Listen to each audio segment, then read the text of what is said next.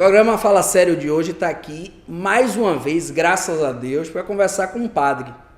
E por que mais uma vez, graças a Deus? Que já tivemos a oportunidade 2 anos atrás, quando o programa fez 2 anos, a gente agora completou 4 anos, com o padre Ademilton, nosso querido amigo em comum, nosso xodó, que é o nosso chanceler da Arquidiocese de Salvador, e que nós conversamos sobre várias coisas, sobre o que é ser padre, a vida de padre e o dia a dia nosso.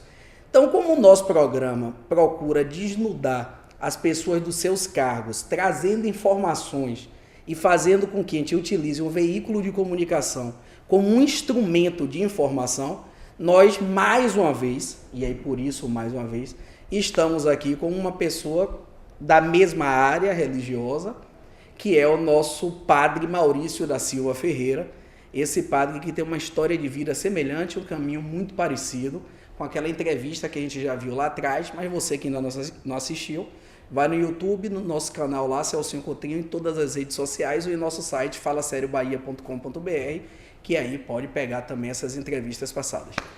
Padre Maurício, seja bem-vindo ao nosso programa. É uma honra, satisfação, me dê sua mão para passar energia positiva aqui, porque a gente vai estar no mínimo 30 minutos juntos. Exato.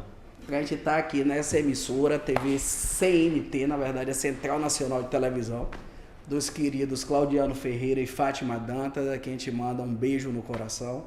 Pessoas essas estão tomando conta do Brasil, já estão em 18 estados brasileiros, levando a potencialidade das suas regiões para todo o Brasil. Então a câmara é sua, a tela é sua, para dar uma boa noite aos nossos telespectadores do Fala Sério e da CTV, que é a CNT. Boa noite a quem nos ouve, boa noite a você, Celcinho, obrigado pelo convite, pela alegria, encontrar você é sempre uma alegria no cotidiano e também agora numa situação como essa, quando você domina as câmaras aqui e nos dá a alegria de sua presença. Mas, Padre Maurício, nós também, na condição de telespectadores, a gente fica, às vezes, deitado no sofá ou dentro do táxi ali, assistindo TV, ou na cama, pensando, às vezes, poxa, eu tenho vontade de ser padre, mas eu não tenho condições de ser padre. E aí entram as caraminholas, né? Eu não tenho condições porque hoje eu não tenho condição financeira, porque a sociedade me exclui, porque eu não tenho acesso à Igreja Católica, porque eu não sei qual é o acesso à Igreja Católica. Dá para o senhor fazer um relato da sua vida até chegar à Igreja Católica na condição de padre, como forma, como exemplo para quem está nos assistindo, poder também trilhar essa história e ser um padre Maurício?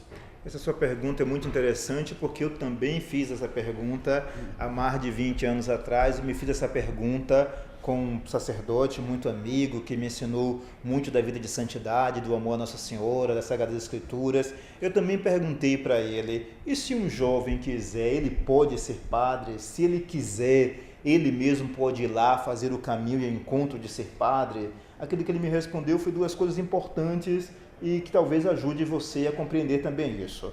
Primeiro, é verdade que o querer, eu quero ser padre, pode indicar uma vocação. Ou seja, Deus movimenta no coração das pessoas que ama também o querer. Movimenta também a liberdade. Apresenta como um pai e uma mãe, apresenta um motivo novo para um filho quando desejam que um filho dê um salto, amadureça num ponto da vida. Então, nesse sentido, o querer pode ser movido por Deus.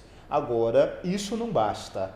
Precisa identificar se quem move esse interesse é Deus. Por quê? Porque a vocação é só Ele quem dá.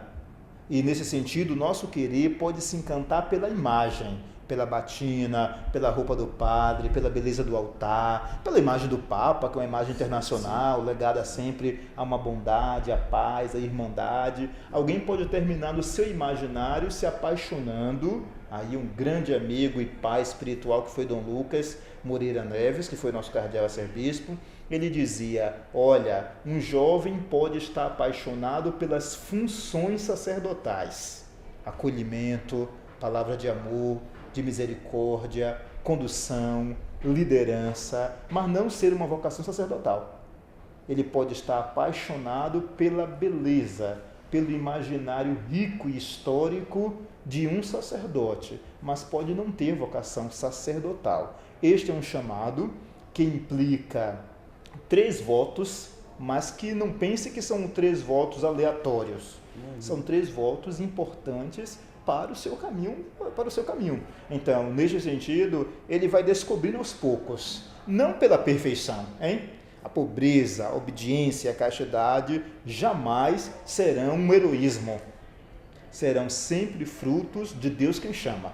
E Deus quem chama é Deus que sustenta, nas quedas e nas dificuldades. Por isso que ser padre só pode ser uma vocação, um chamado de Deus.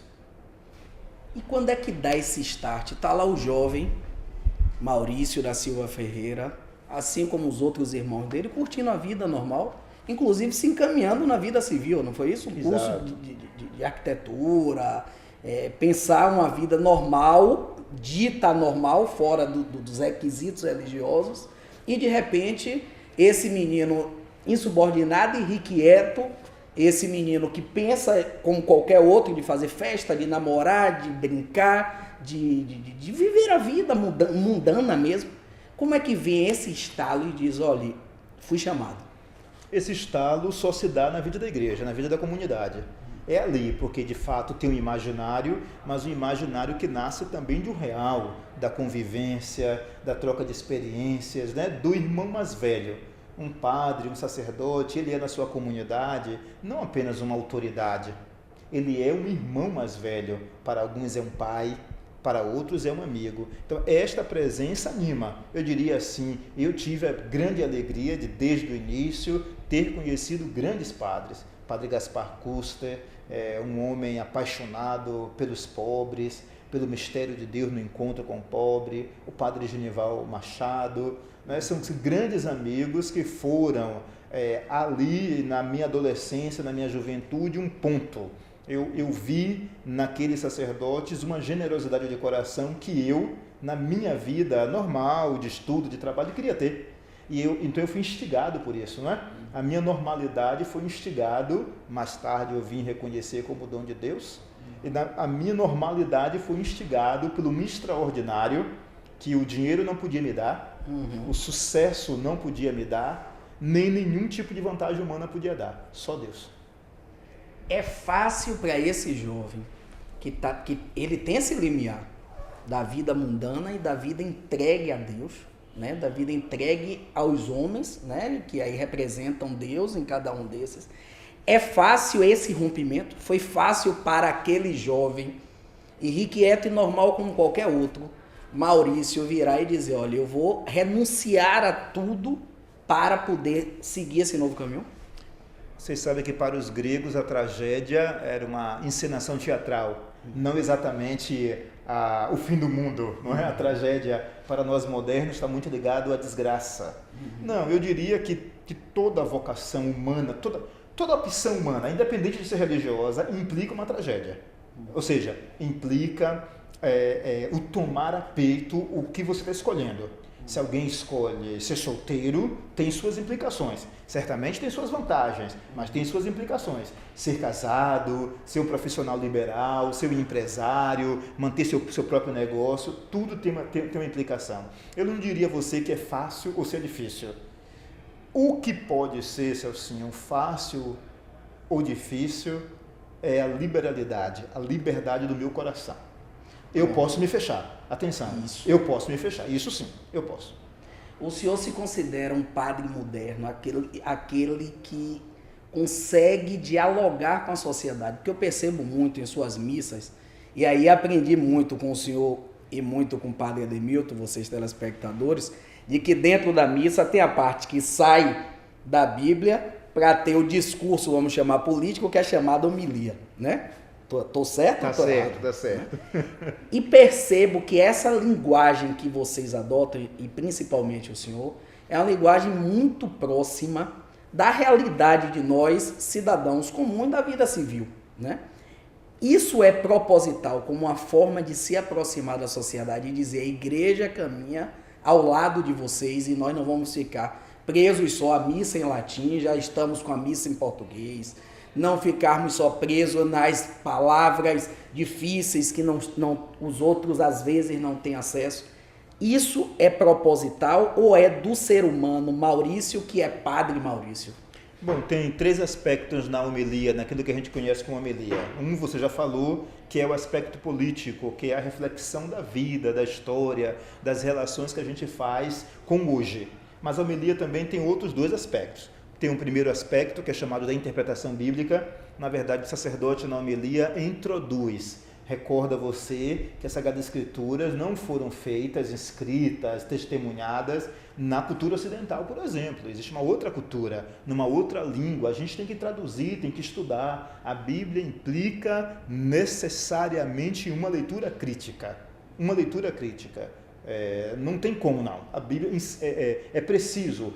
Ela foi escrita num ambiente que não é o nosso. Então, a homilia é a introdução de uma leitura crítica, ainda que breve, sobre a Sagrada Escritura. E um terceiro momento disso é aquilo que a gente chama de leitura mistagógica, porque essa leitura da Sagrada Escritura, essa leitura política, todas duas alinhadas para aumentar a fé. Todas duas, vamos ao terceiro ponto.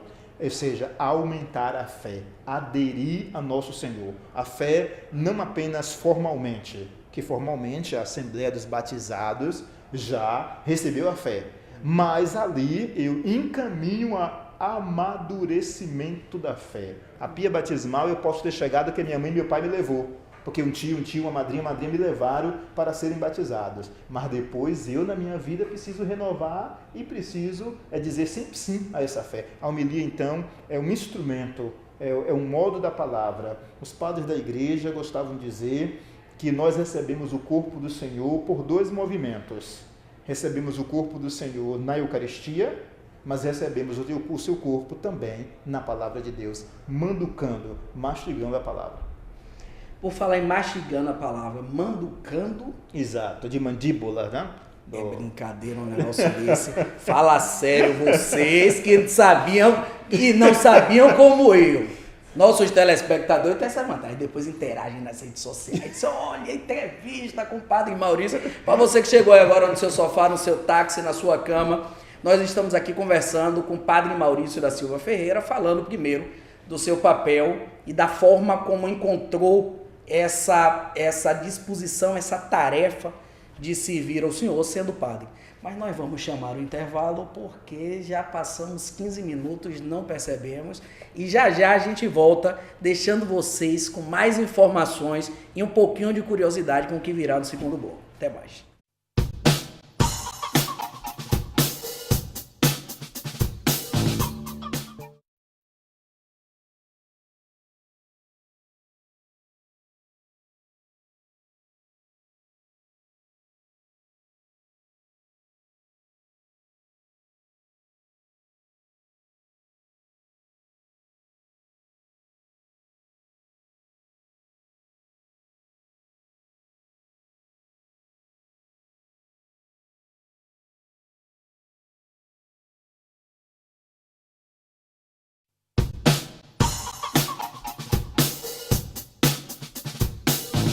Estamos de volta com o programa Fala Sério, com seu segundo bloco de entrevista com o Padre Maurício da Silva Ferreira, padre que vem contando a história do despertar dele enquanto jovem, estava deitado no sofá ou no dia a dia da rua, ou conversando com um amigo, ou vivendo a vida normal como qualquer outro jovem, como nós que estamos assistindo aqui agora esse programa Fala Sério, e aí despertou e veio o dom e a missão para que assumisse esse papel de ser pai, padre, de uma parte que a igreja domina no mundo, de que a igreja lidera no mundo, melhor dizendo, que é um padre da Igreja Católica.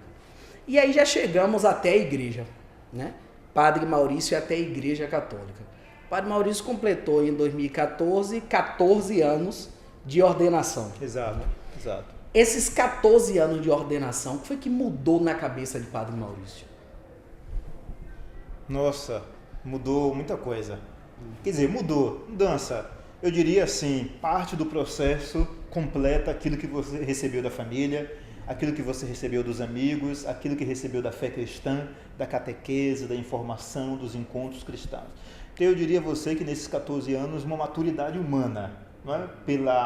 pelas responsabilidades. Nós começamos muito cedo como sacerdotes. Fui ordenado com 27 anos de idade. 27 anos de idade. Não é tão novinho assim, mas por dizer, aquilo que nós fazemos como padres, de algum modo, anteriormente, nos anos de formação, nos anos de vida intelectual, nos anos de estudo, nos anos de pastoral, de serviço aos mais pobres, hospitais, asilos, creches, tudo isso, vamos dizer assim, é um ensaio que vai. Então, desde cedo, você é obrigado a assumir responsabilidades, né? Saber prestar conta, a saber fazer análises, a saber interpretar e liderar.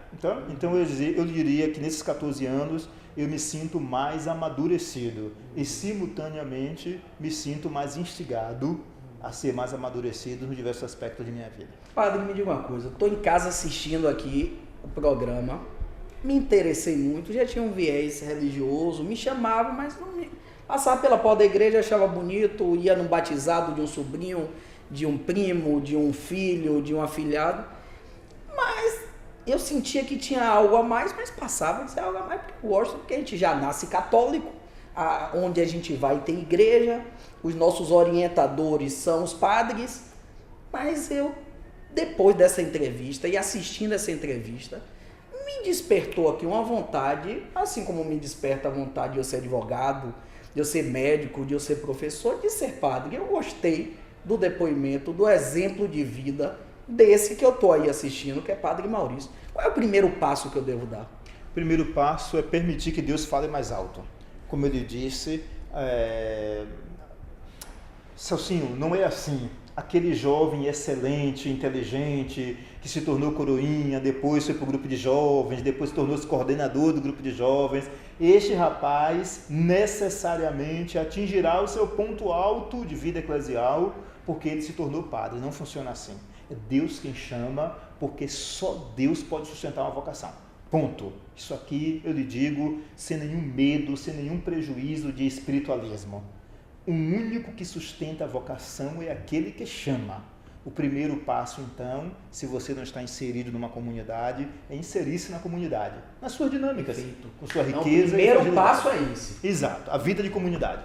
Participar, exato, entender, compreender, viver aquilo para ver se de fato é realmente esse meu mundo imaginário. Então não é tão fácil quanto a gente imagina, né, padre? É um assunto muito mais complexo. Eu querer fazer direito, eu vou estudar o 2º grau, como qualquer outro, vou fazer o vestibular, posso passar ou não. Neste caso, não é eu vou estudar e vou passar ou não. Além disso, tem que ter a relação direta, né? Claro. Tem que ter o chamamento. Claro. Olha só, embora eu sou livre de não querer mais ser padre, não existe nenhuma força humana, nem eclesiástica, nenhuma autoridade, nenhuma hierarquia que vai me obrigar a ser padre se eu, no meu coração, na minha consciência moral, decidir que não quero ser. Embora exista sempre a liberdade humana, embora sempre exista, a vocação sacerdotal é para a vida toda, é para a vida eterna.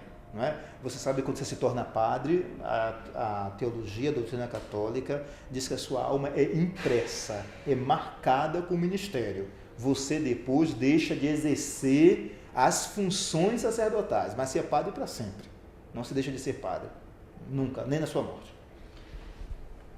Interessante o senhor dizer isso, né?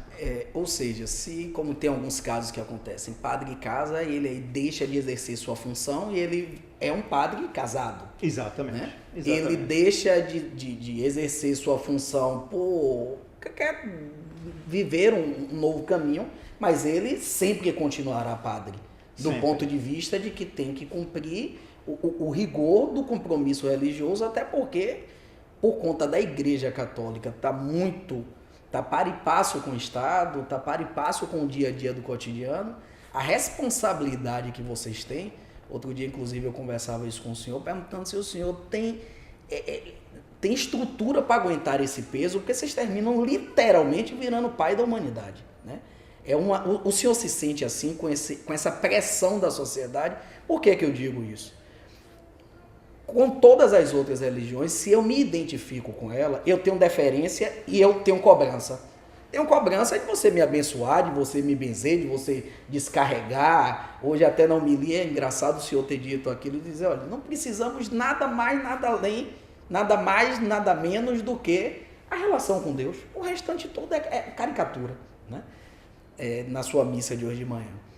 E agora o senhor chama essa discussão e que me reporta a questão da Igreja Católica, dos padres. Todos passam pelos padres, seja de que religião for.